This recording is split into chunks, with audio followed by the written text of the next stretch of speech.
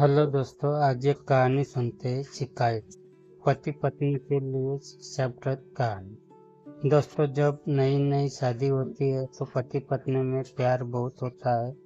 समय के साथ प्यार कम होते जाता है और फिर एक दौर ऐसा आता है जब वे एक दूसरे से के साथ बातचीत भी नहीं करते। ऐसा बिना कारण नहीं होता।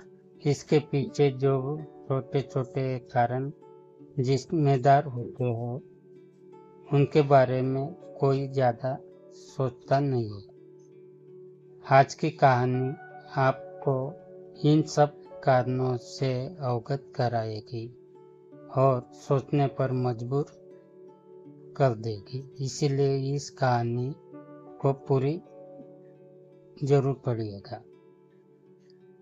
पति पत्नी काफी दिनों के बाद आज ही एक साथ बैठकर चाय पी रहे थे, क्योंकि आज उनकी शादी की 25वीं सालगिरह।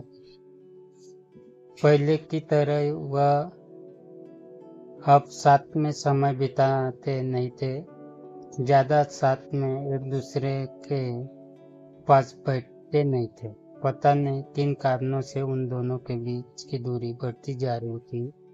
चाय पीते पीते पत्नी ने चुप्पी तोड़ते हुए कहा, मुझे आपसे बहुत कुछ कहना है, आपको बहुत कुछ बताना है, लेकिन अब हमारे पास एक दूसरे के लिए समय ही नहीं है। मैंने इस बारे में बहुत सोचा और मैंने इस सिचुएशन से निपटने के लिए एक उपाय निकाला है। अगर आप राजी हो तो बताती हूँ। पति ने सिर हिलाकर हामी भर दी। पत्नी ने टेबल की ड्रॉअर से 2 डायरी निकाली और बोली, मैं ये 2 डायरी लेकर आई हूँ, एक आपके लिए और एक मेरे लिए। आज के बाद हम दोनों को एक दूसरे से जो भी शिकायत होगी वह हम अपनी अपनी डायरी में लिख कर रखेंगे। 1 साल बाद जब हमारी 26वीं एनिवर्सरी आएगी तब हम उसे खोलकर पढ़ेंगे। तब हमें एक दूसरे की उन चीजों या आदतों के बारे में पता चलेगा जो हमें नहीं पसंद है, और हम उन्हें सुधार पाएंगे या कोई उपाय कर पाएंगे। पति को भी पत्नी का आइडिया पसंद आया और उसी दिन से डायरी लिखना शुरू हो गई। देखते ही देखते 1 वर्ष बीत गया और 26वीं एनिवर्सरी का दिन आ गया। पति पत्नी दोनों डाइनिंग टेबल पर बैठकर चाय पी रहे थे और पास में दोनों की अपनी अपनी डायरी रखी हुई थी, जो उन्होंने एक दूसरे के साथ बदल दी। चाय खत्म करके पहले पति ने पत्नी की डायरी पढ़नी शुरू की। उस डायरी में काफी सारी शिकायतें थी, जैसे कि आज होटल में ले जाने के लिए वादा किया था लेकिन फिर भी नहीं लेकर गए। आज मेरे मायके से मेहमान आए थे, उनके साथ पति ने अच्छे से बात नहीं की। कितने महीने बाद आज मेरे लिए साड़ी लेकर आए, लेकिन पुरानी डिजाइन की। आज मेरे सीरियल देखने का समय, पति ने चैनल बदलकर न्यूज चला दी। आज गीला तौलिया सोफे पर छोड़ दिया। ऐसी कई सारी शिकायतें थी। डायरी को पढ़ते पढ़ते पति की आंखों में आंसू आ गए।